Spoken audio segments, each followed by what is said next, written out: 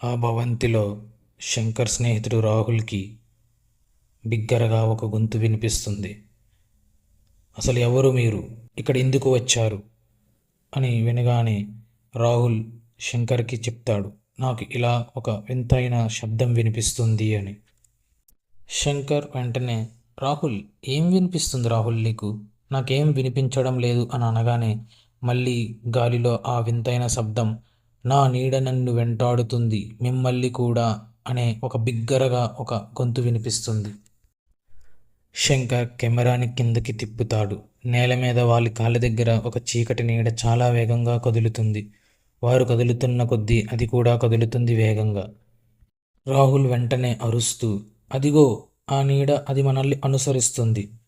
దానికి శంకర్, ఛీ, ఇది ఏమిటి? ఇది కేవలం కాంతి మాత్రమే, నువ్వేం భయపడకు రాహుల్ అని తోసి పారేస్తాడు. శంకర్ వెంటనే టార్చ్ లైట్ను ఆ నీడపై ఫోకస్ చేస్తాడు. కానీ ఆ నీడ టార్చ్ లైట్ వెలుగులో కూడా స్పష్టంగా కనిపిస్తుంది. అది ఒక ఆకారంగా మారుతుంది. ఆ నీడ ఒక మనిషి ఆకారంలోకి మారుతుంది. కానీ ముఖం స్పష్టంగా ఉండదు. అది వారికి దగ్గరవుతున్న కొద్దీ వాళ్ళలో భయం పరిగెడుతూ ఉంటుంది.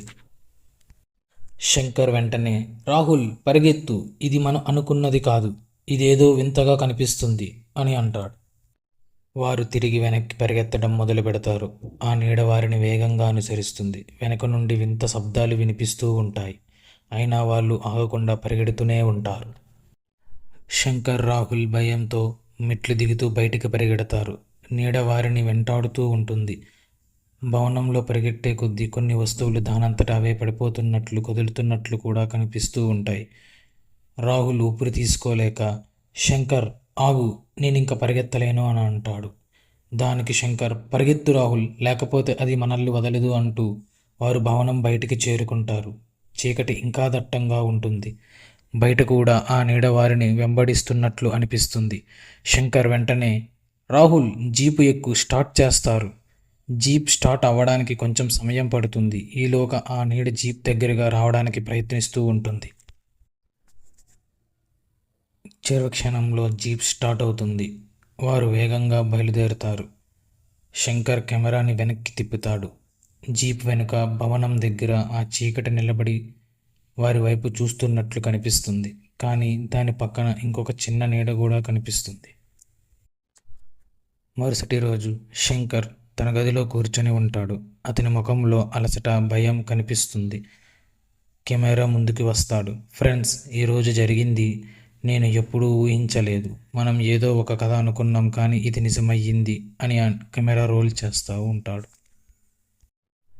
శంకర్ గొంతు తడబడుతూ ఇలా అంటాడు, ఆ డైరీలో ఉన్నది అంతా నిజం.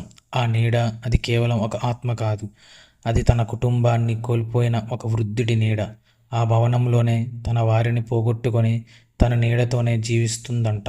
ఇప్పుడు అది ఆ భవనానికి వచ్చిన వారందరినీ వదలదు అని అంటాడు. శంకర్ ఇలా అంటాడు, అది నన్ను, నా స్నేహితుడు రాహుల్ని అనుసరించింది. అది ఇప్పటికీ మమ్మల్ని వదలలేదు అని నాకు ఒక అనుమానం ఉంది. అప్పుడప్పుడు నా కంటి చివర భాగంలో ఏదో కదిలినట్లు అనిపిస్తుంది. ఆ డైరీలో ఒక హెచ్చరిక ఉంది. ఆ భవనంలోకి వెళ్ళిన వారిని ఆ నీడ జీవితాంతం వెంటాడుతుంది అని రాసి ఉంది. శంకర్ వెంటనే కెమెరా వైపు చూస్తాడు. అకస్మాత్తుగా అతని వెనక గోడపై ఒక చీకటి నీడ చాలా వేగంగా కదులుతుంది. శంకర్ వెనక్కి తిరిగి చూసే లోపే అది మాయమవుతుంది. శంకర్ వణికిపోతూ, నేను నేను ఇంకా వెతుకుతూనే ఉన్నాను. ఈ రహస్యం ఏంటో తెలుసుకోవాలి నాకు, కానీ భయం వేస్తుంది ఫ్రెండ్స్ అని అంటాడు. ఒకవేళ మీరు కూడా ఎప్పుడైనా అలాంటి ప్రదేశానికి వెళ్తే చాలా జాగ్రత్తగా ఉండండి, లేకపోతే ఆ నీడ మిమ్మల్ని కూడా వదలదు. ఈ కథ మీకు నచ్చినట్టయితే ఛానల్ని సబ్స్క్రైబ్ చేసుకొని షేర్ చేయండి అండ్ లైక్ కూడా చేయండి. మళ్ళీ ఇలాంటి కథలు తెలుసుకోవడానికి ఛానల్లో ఎప్పుడు నోటిఫికేషన్ బటన్ ఆన్ చేసుకొని ఉంచండి. Thank you. అందరికీ నమస్కారం.